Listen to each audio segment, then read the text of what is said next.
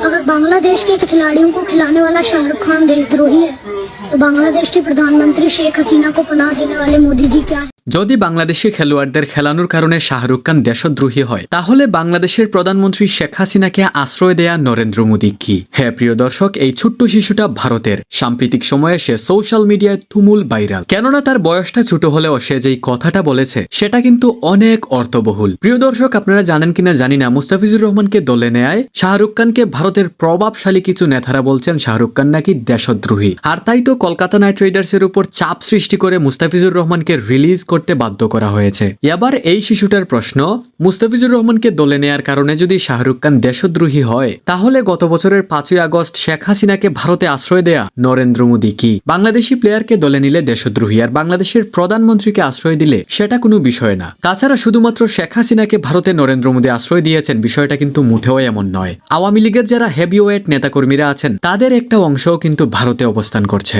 তো প্রিয় দর্শক, এই বিষয়টা নিয়ে আপনার কি কিছু বলার আছে? যদি বলার থাকে অবশ্যই কমেন্টে জানাবেন, and please guys subscribe to our channel.